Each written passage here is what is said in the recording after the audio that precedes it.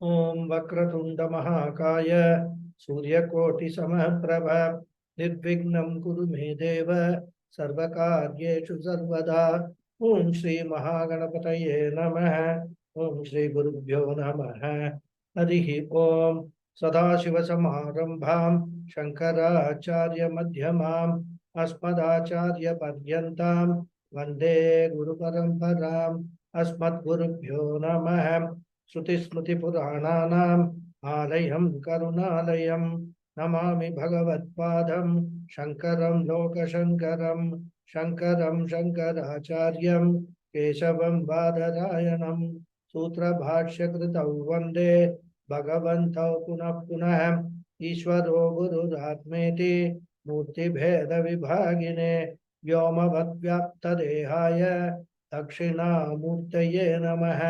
ओम श्री मेधा दक्षिणामूर्ति स्वामिने नमः। ओम सहनाववतु सहनौ भुनक्तु सह वीर्यं करवावहै तेजस्विनावधीतमस्तु मा विद्विषावहै। ओम शांति शांति शांति। हरि ओम श्री गुरुभ्यो नमः। हरि ओम। Namaste once again, everyone. Namaste. Namaste, Guruji. Pranam. Pranam.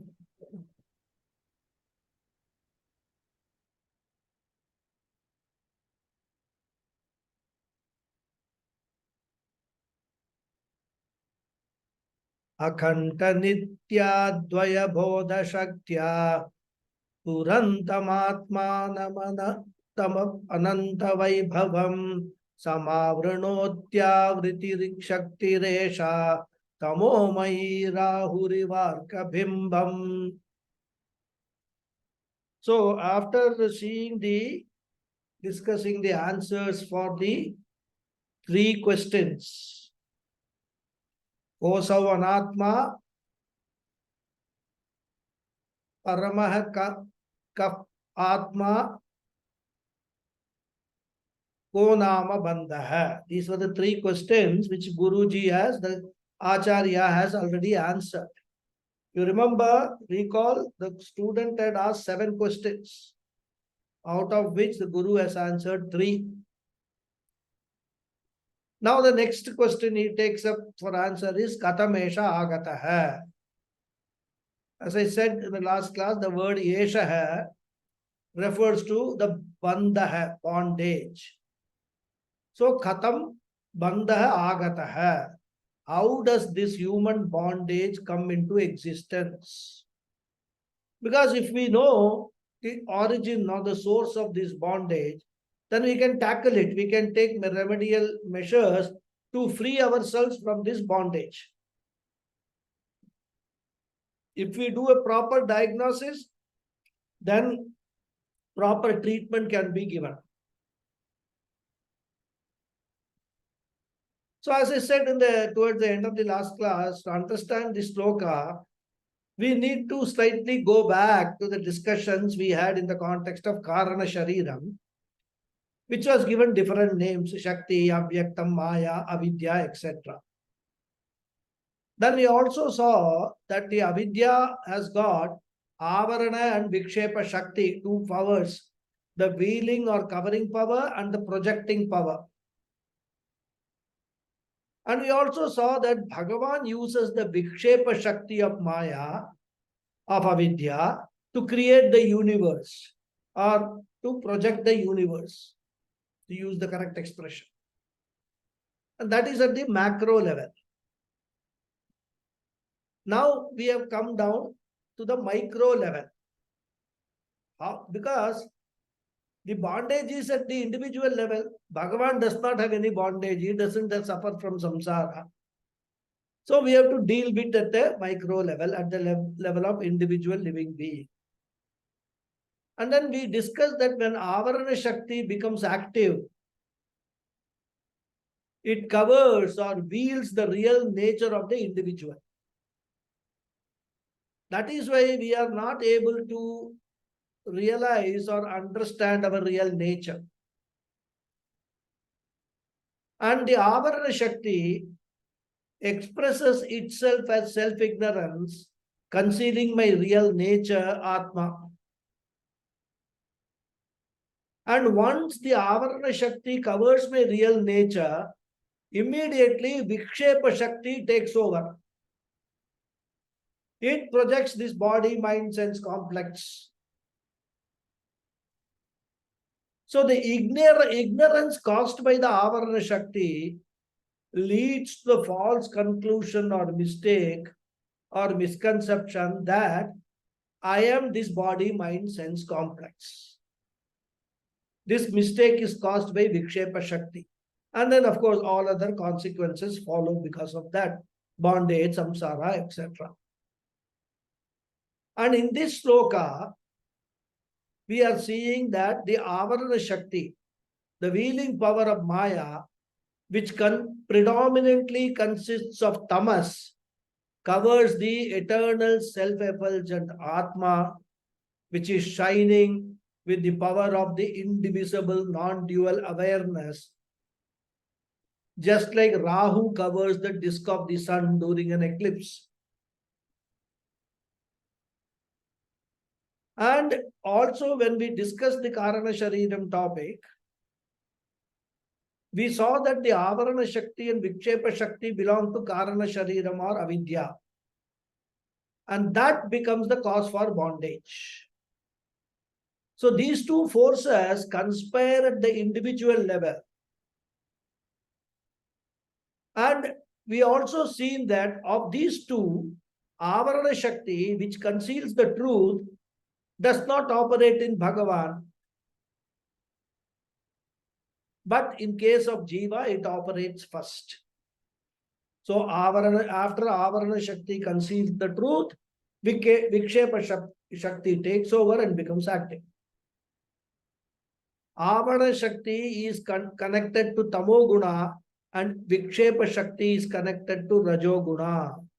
Thus, Tamo Guna and Rajo Guna conspire and push the human being into what we call the ditch of samsara. But of course, thankfully, the Sattva Guna escape route is still available.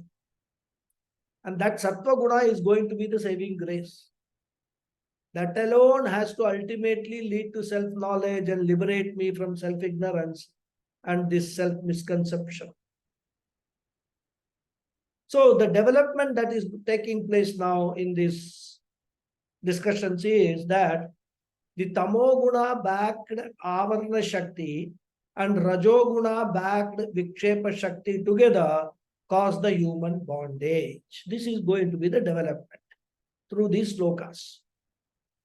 So now let us look at this sloka. First we'll start with the second line. Yesha Avriti Shakti. The Avarana Shakti, the concealing power of Karana Shariram, is Tamomayi. So Tamomayi is an adjective to Avriti Shakti. Avriti, Avaranam, they are all synonymous. Don't think the Avriti is something different than Avaranam. Tamomayi means that which is an expression of Tamoguna. That which belongs to Maya. So Tamomayi Yesha. Yesha means what?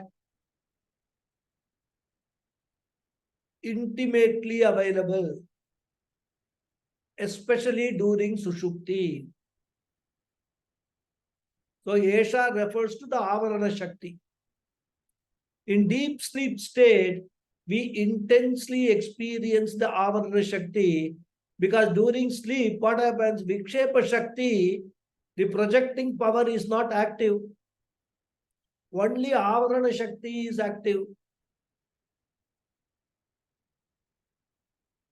And that is why in Sushupti, we are in total ignorance. And because of that, what will happen? We don't commit any mistakes in the deep sleep state.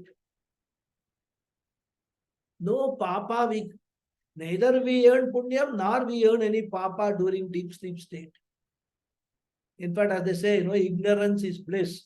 And total ignorance is total bliss. Therefore, Tamomayi Yesha Avriti Shakti. This intensely experienced Avrita Shakti all the time, especially in deep sleep state, Samavrinoti, obscures, conceals, covers my real nature Atma. Atmanam Samavrinoti. And what type of Atma it is? That is described in the first line. Akhanda Nitya Advaya Bodha Shaktya Spurantam Atmanam.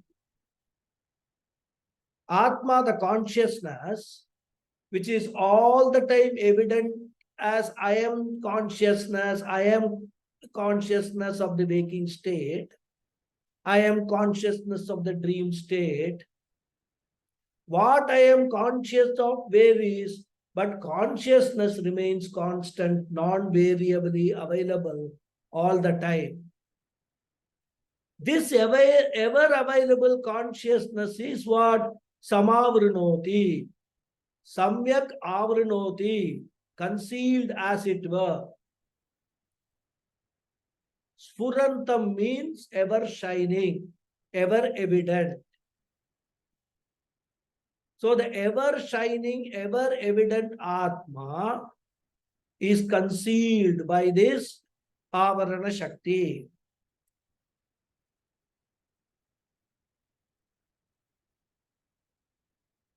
And what is the type of Atma? Akhanda Nitya Advaya Bodha Shaktya. Here the word Shakti means Swarupa. Because of this Swarupam of Atma, which is of the nature of Akhanda, undivided. This adjective Akhanda is very, very important. Because it is not that every individual, every human being has got his own individual consciousness. You have to understand this very carefully. There is only one consciousness, like there is only one space which pervades the entire creation. So Akhanda means indivisible. Nityam means eternal. Eternal means what? Whatever the scientists call the Big Bang, creation of the universe started with the Big Bang. So eternal means that which existed before the Big Bang also. And it will continue to exist even through Pranaya, Mahapranaya, etc. Nitya. Then Advaya. Advaya means non-dual. Now you will wonder, there are two adjectives. One is Akhanda, another is Advaya, right? Both meaning almost the same. So why use two adjectives? So here we have to understand, Akhanda means it does not have internal division. Advaya means it does not have external division also. Sajatiya Bheda is not there, Swagata Bheda is also not there. Both external and internal divisions are not there in this Atma. That is why two separate adjectives Adi Shankara uses, Akhanda and Advaya. So this undifferentiated non-dual Bodha. Bodha means Chaitanyam, consciousness. So because of this indivisible, eternal, non-dual consciousness as its nature, Atma is Sfurantam, evident all the time. It is shining, it is effulgent. And this wonderful great Atma, Ananta Vaibhavam, it has got infinite glory. The glories of the Atma are described in the Upanishads. Thus, this Avidya or Avarana Shakti manages to cover this infinitely glorious, ever-evident Atma. samavrinoti, samyak avrinoti. Here we need to understand one more important point. When we say covers the Atma, we must realize that really nothing, really speaking, nothing can cover the Atma. Atma is all pervading the entire universe. It is the biggest thing. That is why it is also called Brahman. That which is big. Nothing is bigger than that. So if there is nothing else which is bigger than that, how can this big Atma, this Brahman can be covered? It's like, sometimes we go to sleep and we have got a sheet cover, bed sheet or something. It will be slightly, you are 6 feet tall, that is 5 feet. So if you try to cover your leg, your head and face will not be covered. If you try to cover your face, the leg will not be covered. So one of them, either the head or leg will be exposed. Therefore, the cover should be bigger than the covered. So if avidya or maya has to cover the Atma, it should be bigger than the infinite Atma. But nothing can be bigger than infinite.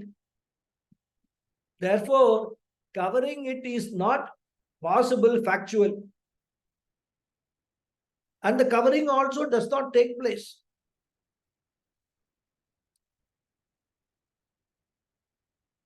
Because if Atma is really completely covered by ignorance, we will not even know the presence of ignorance. Isn't it? To know the presence of something, you need something else to show that this is present, that is present. If there is only one thing present, you will not be even aware of that presence of that.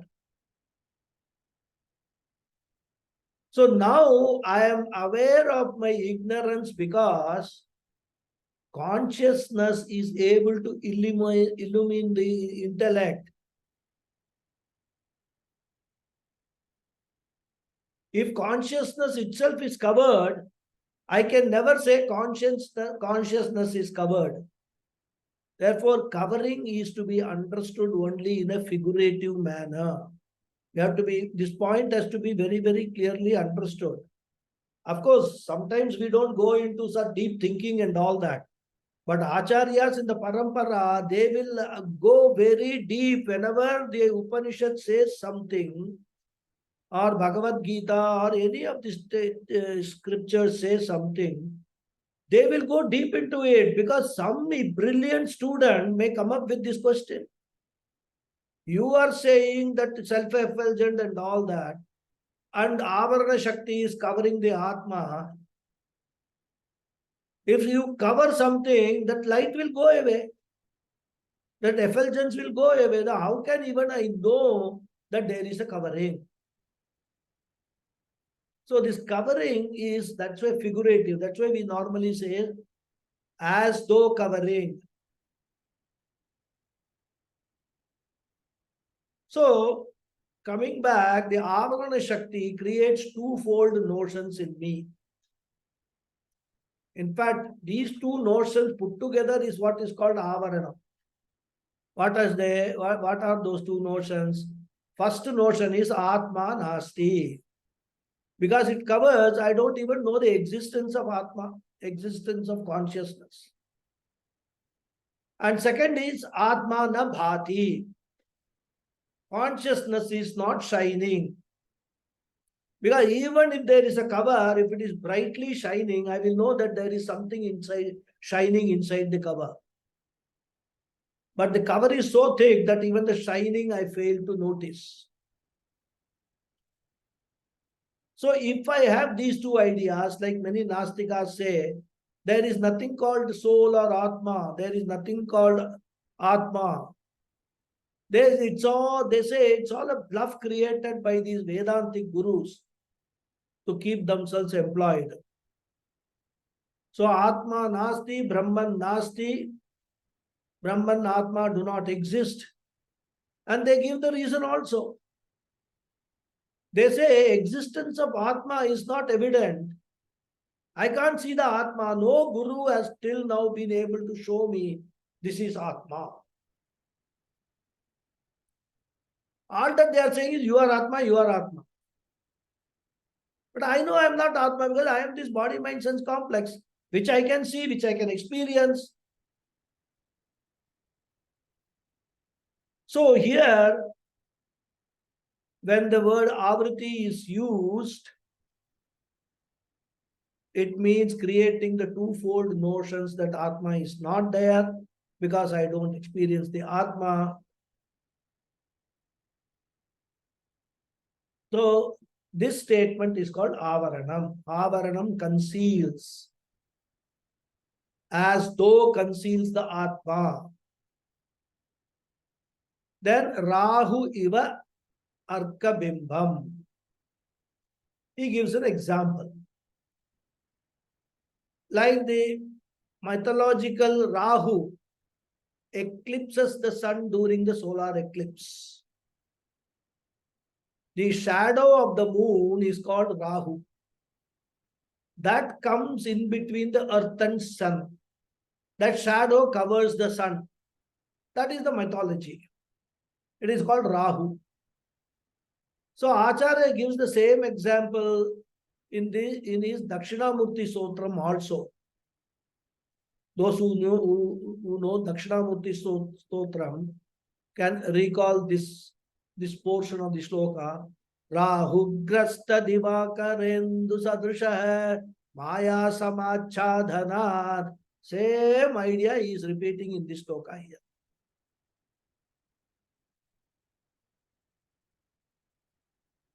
Because of the maya power, just like Rahu is covering the sun, Sadrisha means just like, similarly. So Rahu, the planet Rahu, Arka Bimbam Iva, just as it covers the solar disk, so also Avidya's Avarana Shakti conceals my real nature, which means I become ignorant. And when did this ignorance start? We have already seen this while discussing Karana Shariram. Ignorance is anadihi, beginningless. This concealment did not start at any time in history. Self-ignorance is beginningless. And that's why, every this Shravana Paurnami Avaniyavattam ceremony comes. When we do the Mahasankalpam, we remind ourselves, Anadi Avidya Vasanaya. If you actually understand the mantras which we chant, not only during Sandhya Vandanam, but in all these rituals and all, they all are same thing, only same ideas only are being conveyed.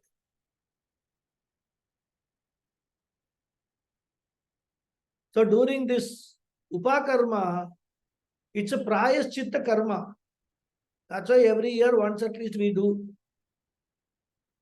Even Sandhya Vandanam is a Prayaschitta karma. You have to do it daily so that whatever papa you have done, you get rid of them then and there. When they have not yet got solidified in your karma account, immediately get rid of those papas. Knowingly, unknowingly, we do so many papas, we earn so many papas during the day, every day, every part of the day.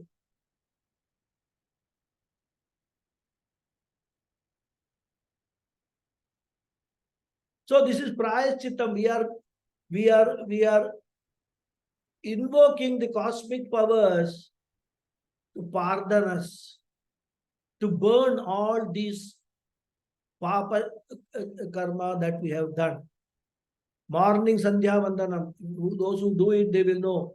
Suryascha Mamanyuscha Manyukritascha Manyukritebhya Papebhyo Rakshantam Yad Ratriya Papamakarsham Manasa Vacha Hastabhyam Padbhyam Udarena Shishna Ratrista Tavalumpati Yatkinchat Duridamayi Surye Jyotishi Juhomi Swaha. All the papas that I have done during the sleep by Manasa, Vacha, Karmana,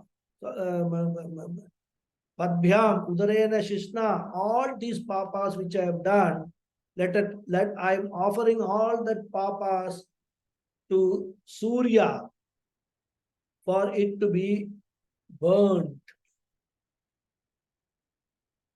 So Anadi Avidya. Thus, because of this beginningless ignorance, beginningless avarana shakti, beginninglessly I ignore my real nature, my Paramatma nature, and I mistake myself as the Anatma and become a Jivatma. I give myself a title Jivatma. And as a consequence, I suffer Punarapi Jananam, Punarapi Maranam.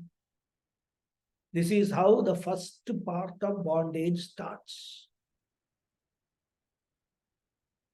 This is the first part. Why first part? Because only Avarana Shakti has done its job now. Now Vikshepa Shakti is waiting for Avarana Shakti to complete its work. Once the covering part, the Avarana part is done, it's like a relay race. Somebody will run and then hand over the baton to the next person who is running. Now Vikshepa Shakti takes over the baton called samsara, and does its job. What is its job? That is described in the next sloka. So verse 40 talks about Avarana Shakti's contribution. Verse 41 talks about Vikshepa Shakti's crucial contribution. We will read.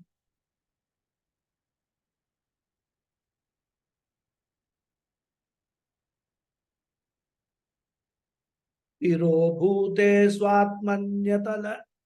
swatmanyamalatar tejovati puman anatmanam mohadahamiti shariram kalayate tatakama-krodha prabhitibhiramum bandhana gunaihe param vikshepakya rajasa uru shaktir vyatayate. Another long sloka. Anvaya is Amalatara Tejovati Swatmani Tiro Bhute Puman Mohat Anatmanam Shariram Aham Iti Kalayati Tataha Vikshepakya Rajasaha Uru Shaktihi Kamakrodha Prabhridivihi Bandhana Gunaihi Amum Param Vyatayati. This is the Anvaya of this sloka. Amalatara Tejovati, of the nature of effulgent, Tejovati, without any impurity, Amalatara, without any impurity. Swatmani Tiro Bhute, when oneself is eclipsed. Puma, the person. Moha, due to confusion. Anatmanam, the not self. Shariram, body. Ahamiti, as I. Kalayati, considers. Tataha, then. Vikshepakya, known as Vikshepa or projection. Rajasaha Uru Shaktihi, the strong power of Rajas. Kamakrodha Prabhritibihi, by desire, anger and the like, etc. Bandhana Gunaihi, by the binding qualities. Amum, that person, him. Param, very much. Vyatayati, afflicts. So when Atma, which is of the nature of pure awareness, free from any impurity, is eclipsed. The person considers the anatma, his body, as the atma. Then the strong power of rajas, known as vikshepa, afflicts him much with the binding qualities of desire, anger, and the like. So see how everything beautifully he connects. So here in the fourth line, Shankaracharya says, Rajasah vikshepakya uru shakti vyatayati. Uru shakti means intense power, enormous power. Vikshepakya, akya means named, called. Vikshepa. And vikshepa means what? Visheshena chipati. Disturbing, agitating, activating, projecting. So this power of Rajasa, the Rajoguna, Vikshepa Shakti's agitating power makes the human being permanently restless. All the time wanting to do something or the other. So that struggle starts. Therefore, Rajasa Vikshepakya Uru Shakti Vyatayati. Vyatayati means torments the human being, whips up the human being, and makes life itself a continuous struggle, often without knowing what the struggle is for. There is no clarity. And how does Vikshepa Shakti manage to do that? That is splendidly described here. So we'll go to the first line. Swatmani tiro bhute sati. Once the Atma is hidden, the fact that Aham Brahmasmi has been hidden. Swatmani, my Atma Swarupam, tiro bhute sati. Tiro bhutam means hidden or concealed. And what type of Atma it is? Amalatara Tejovati, that wonderful Atma of the nature of pure shining consciousness. Shining here does not mean physical shining like a bulb. Shining means which reveals everything. Swaprakashat Tejovati, self-effulgent.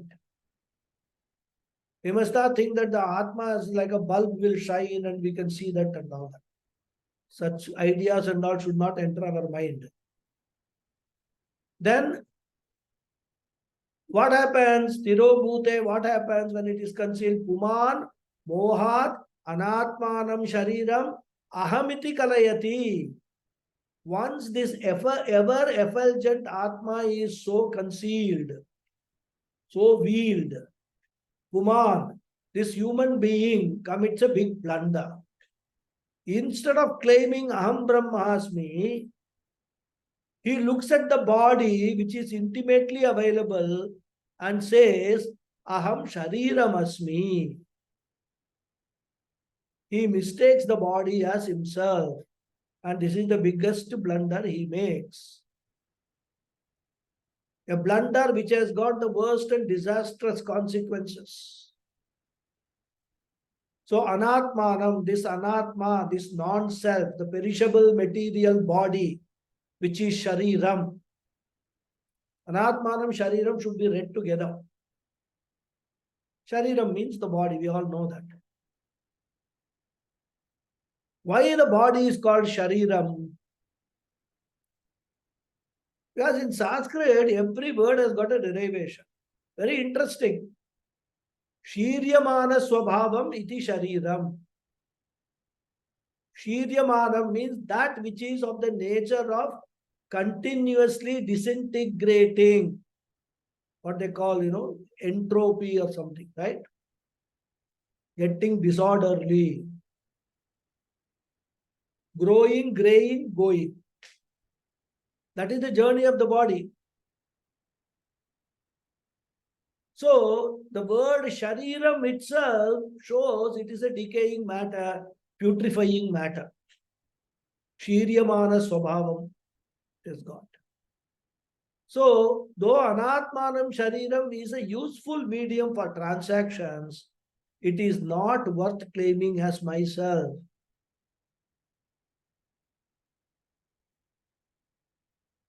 Swami Paramahansa gives a beautiful example.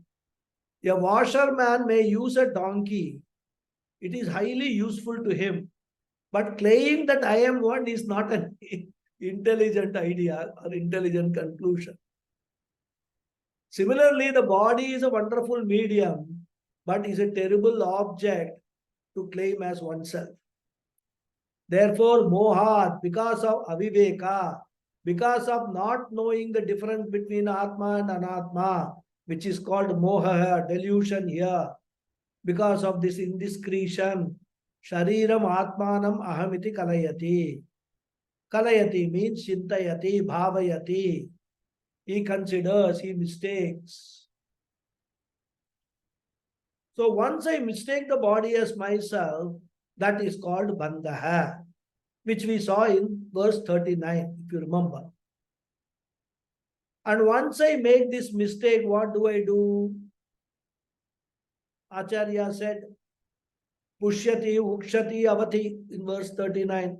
I then try to nourish the body, preserve the body, insure the body, etc. But the truth is, body is ever insecure. So the bondage was defined in verse 39 and the cause is given here in this verse. So because of Avarana Shakti, this misidentification takes place. Then what happens? Once I become a mortal individual living being, once I claim to be a mortal individual living being, I am caught in samsara in the form of varieties of emotional disturbances. So up to Avarana Shakti, it is an intellectual problem. Up to identification with the body, it is an intellectual problem. Then that triggers varieties of emotional problems. And that is said here. Tataha, thereafter, then, kama krodha pravridibihi amum bandhana gunaihi. We can supply utpadhyante.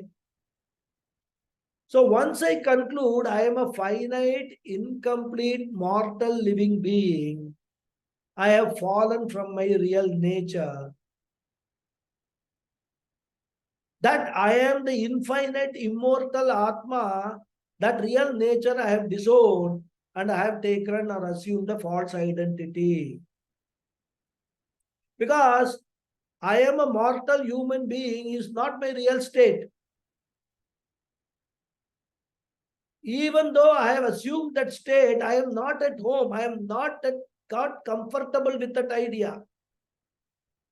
Because I have disowned my real identity called Atma. And I have come away to an unfamiliar place called Anatma. That means I am not home with myself.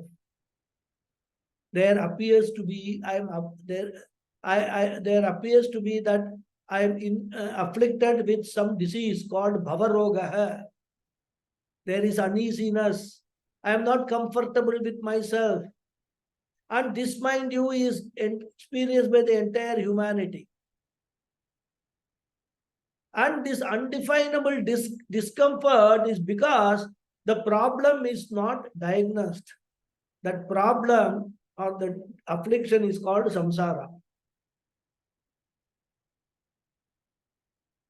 So just like a sick person tries many systems, Siddha, allopathy, naturopathy, homeopathy, Venkatachalapathy and so on, to regain the good health.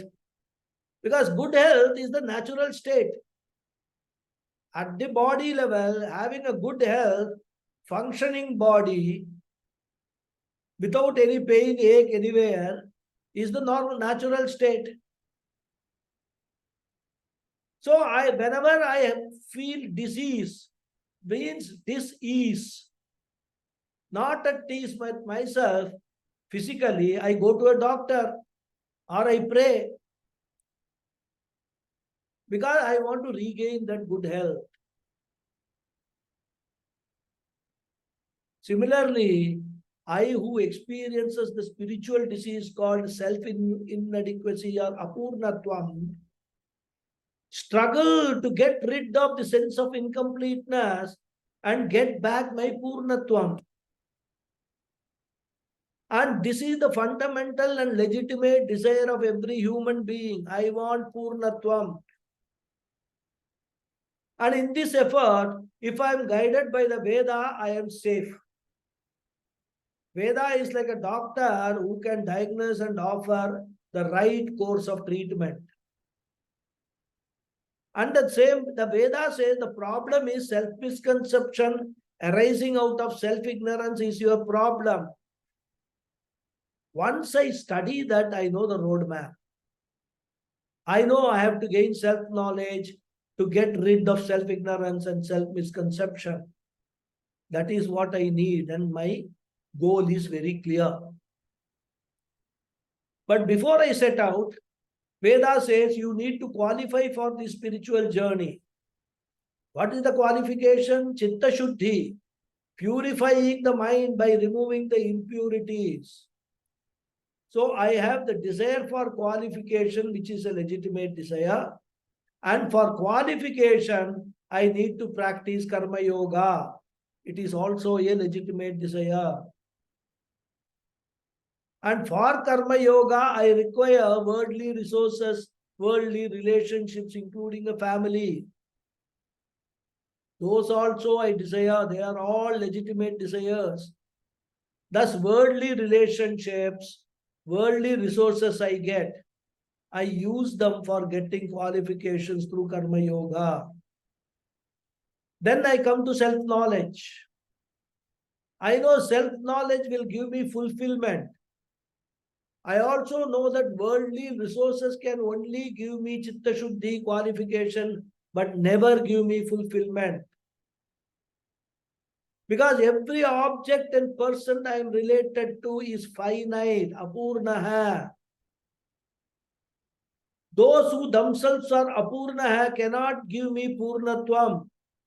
Family cannot give me purnatvam. Spouse cannot give me purnatvam. Children cannot give me purnatvam. I come to realize that very well. But I understand that they can help me to gain the qualification. Therefore, I first take to Karma Yoga. I discover that my desires are very well informed and well directed. I am very clear in my mind what I can gain from the world and what I cannot expect from the world. All this because I have Vedic guidance. In case, however, Vedic guidance is not there, then what happens?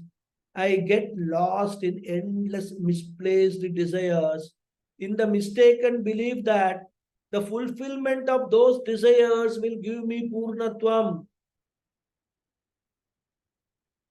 Endless worldly desires can only make me a materialistic person. And in and through all these desires, I expect fulfillment. And therefore, what I do? I get married for fulfillment. But the family life makes the situation miserable. In fact, I become aware of more inadequacy. Even if I am not aware, the family members are there. Especially the spouse who will continuously say, you are useless.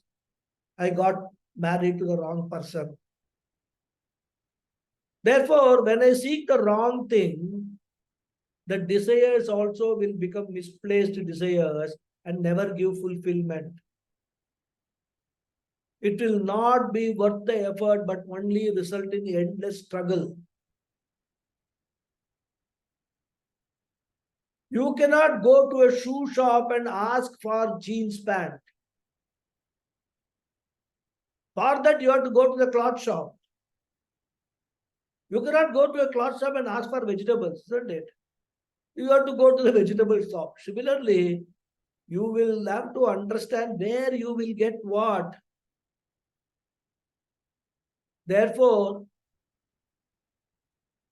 if I go to the world and seek Purnatvam, I will miserably fail. And only a very few rare people go for Vedic guidance because Purva Janma Punya is there for them. That will take them to the Vedic, to the scriptures.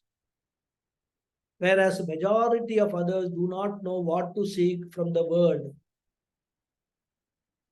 Therefore, they seek Purnatvam and end up going through endless struggles. That's why Shankaracharya says, Kama Krodha Prabhutibihi Bandhana Gunaihi. Kama, endless worldly desires for Purnatvam. Of them, some desires are fulfilled.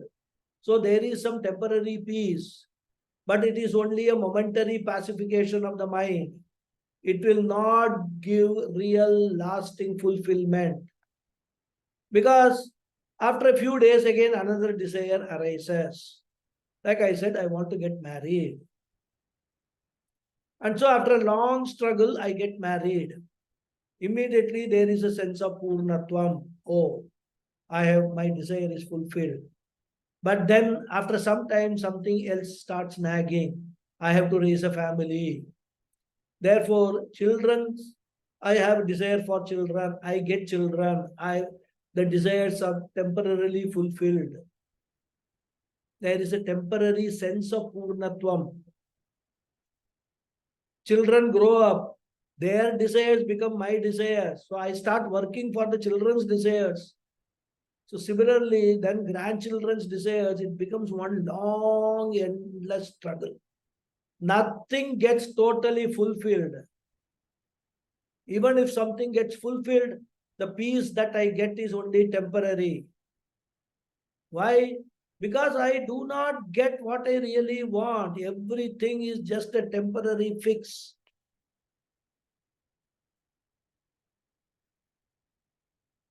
In the Shastra, they give the example of a baby sucking its thumb. Why do babies, toddlers suck the thumb? It mistakes its own saliva as mother's milk. And the sucking serves as a pacifier. Maybe that will work for some time. But the baby's hunger will not go away. Baby's hunger will go away only when it gets the mother's milk. That alone will fill the stomach. Sucking the thumb will not solve the problem. And Vedanta say the entire humanity is like the baby sucking the worldly thumb. All thumb-sucking babies are in reality seeking the mother's milk of Purnatvam, which can only be given by the mother. Therefore, Shruti Mata, only Shruti Mata can give that milk of Purnatvam. As long as we keep on acquiring worldly things, expecting the milk of Purnatvam from them, we are only sucking the thumb. They will be pacified for some time, but again hunger will start. This cycle of temporary pacification, then again struggle is what is called samsara. Samyak sarati iti samsara. Therefore, kama, endless desires. And when the desires are endless and I am not able to fulfill them, I am already old, I have got so many unfulfilled desires.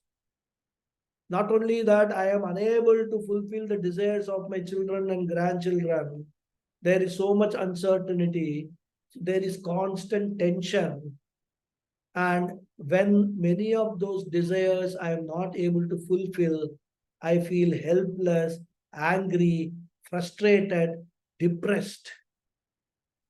So, kama krodha prabhutibihi. Prabhutibihi means etc. What is etc.? Kama, Krodha, Lobha, Moha, Mada, Matsarya. All these things I get into. In short, all forms of emotional turmoil I get into. Bandhana Gunaihi. Each one binds a person to his own Anatma world. So he becomes busier and busier in the world. He continues to be further bound and entangled. The noose keeps on tightening. He never looks inwards. As Yamadharma Raja says in the Kathopanishad, Parachak Kaman Anuyanti Balaha Te Mrityoryanti Vitatasya Pasham Atadhira Amrutatvam Vidhitva Dhruvam Adhruvam Adhruveshu Iha Na Prartayante. These Balaha, immature children, fools, are looking for infinite in the finite world. They only come into my hands.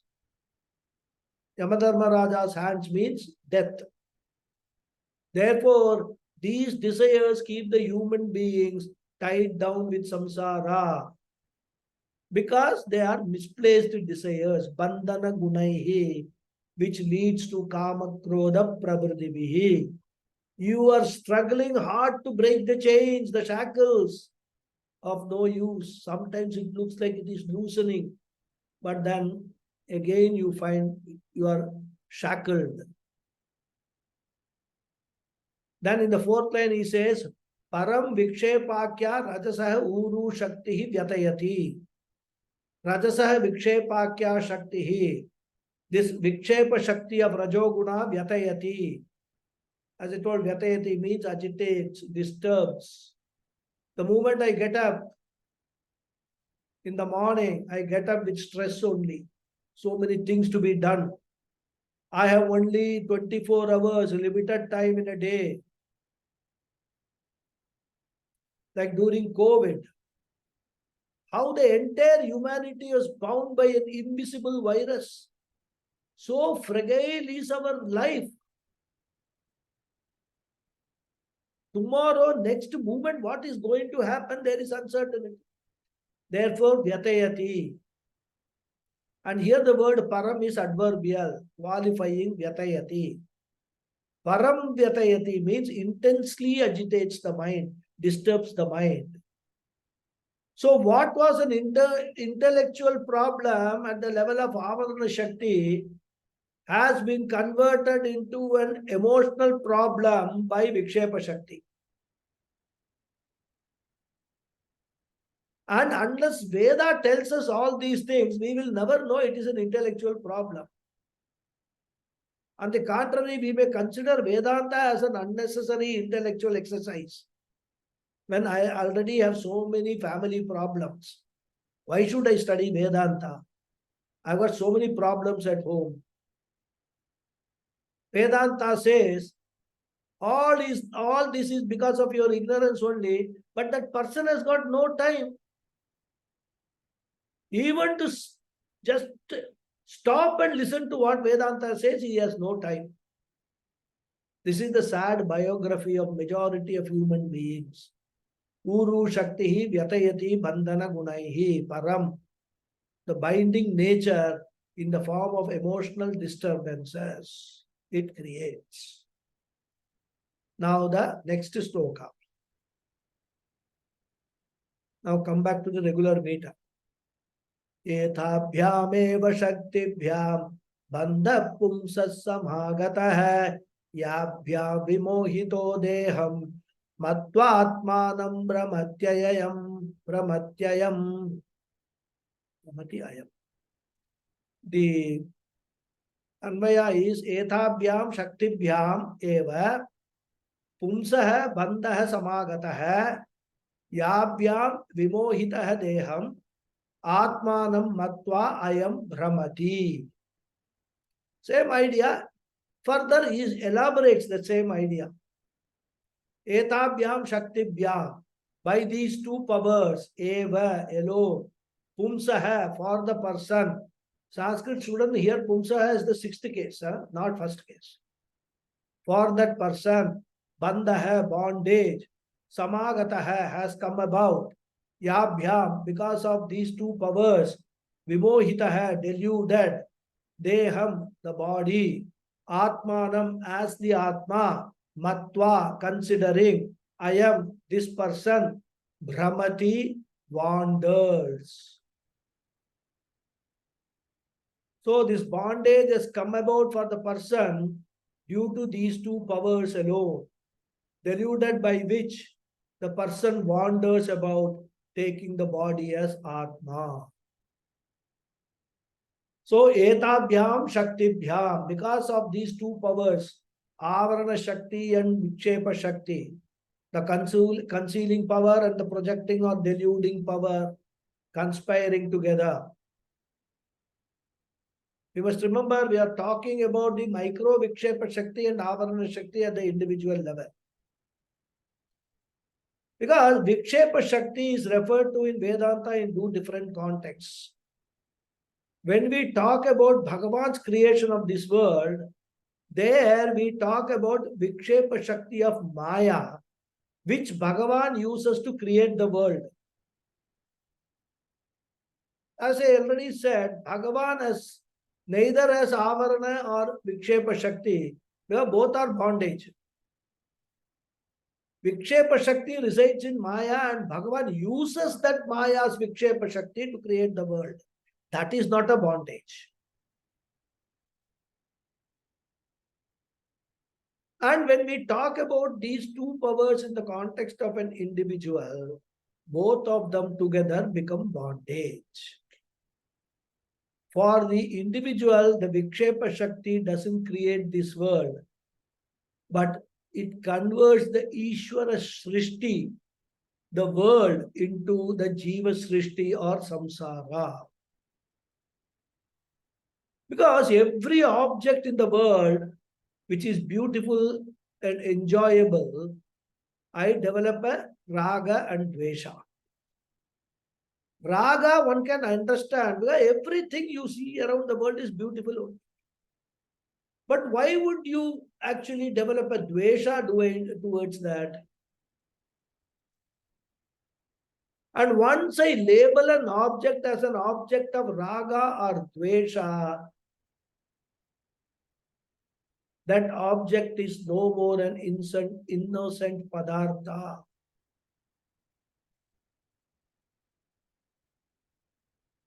It has become what? A vishaya. Its very sight or even the thought of it disturbs me. This conversion of Ishvara Srishti into bondage is called Jiva Srishti.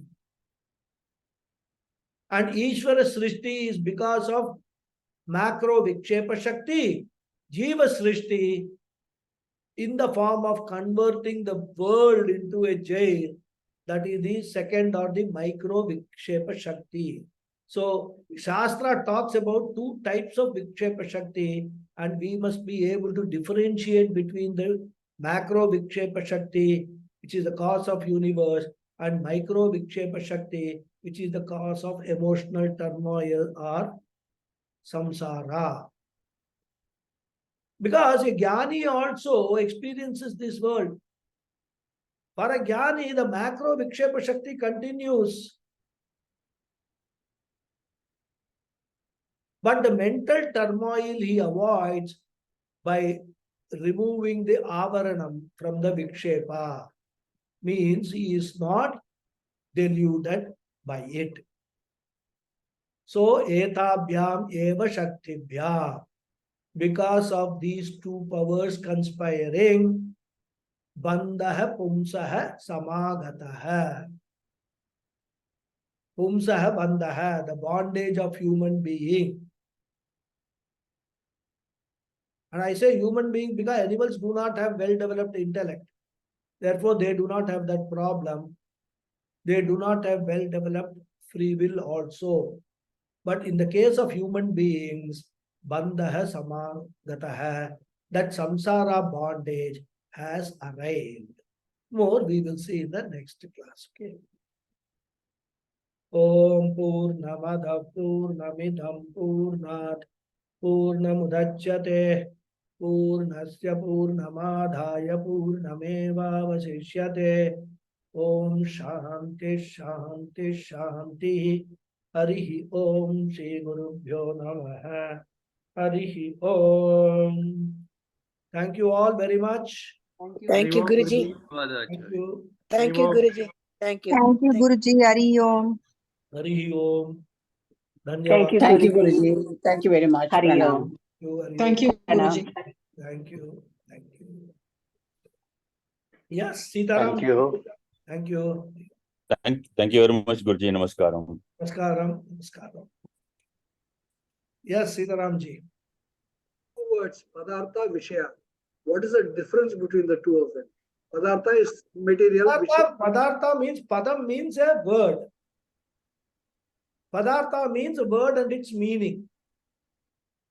So you just see a flower. Just enjoy that flower. That's the example of a rose flower. When you convert it into an object of desire, it becomes a Vishaya. As long as you are actually looking at this world, beautiful world, God created world, enjoying everything, there is no raga involved. But the moment raga gets into the picture that you desire that thing, it becomes a Vishaya. You objectify that. So when it becomes a Vishaya only, all this raga, dvesha problem and all arise. We don't objectify many of the natural things. If you look at it, you are seeing a tree which has got a lot of beautiful leaves, green leaves. Do you ever desire that I want those leaves for myself? You never do it. In fact, you don't even question the color of the leaves. You don't even think for a moment, oh, how beautiful it would have been if this tree had got blue leaves instead of green leaves. You don't even think in those terms. You accept the nature as it is, isn't it? Of course, there are people who are trying to change all that, change the nature also. That's a very minuscule population. They have gone beyond samsara, parama samsara, they have reached there. But what this thing is saying, as long as it is padartha, name and form, you enjoy it. The moment you convert that into a vishaya, your samsara begins. Your problem begins. Because then you want to, that rose flower example, you want the rose flower, you desire, you go and pluck it. There is a thorn that, pricks your hand, blood coming. It becomes a dvesha. Oh my God, this useless thorn is there. So it becomes the same thing which was a matter of raga a few moments ago, now becomes a matter of dvesha, hatred. I don't like this, my body being pierced. So when you are getting this conversion into desire, this problem arises. That is the difference between padartha and vishaya. Okay. Thank Yes, you. any other question? Thank you. Anybody else? No questions. So you want to relieve me early today. Good. Thank you. Thank you very much, everybody. We'll close the session. Next week. Thank you, Guruji. Hari Om. Thank you. Thank you, Guruji. Hari Om. Hari Om.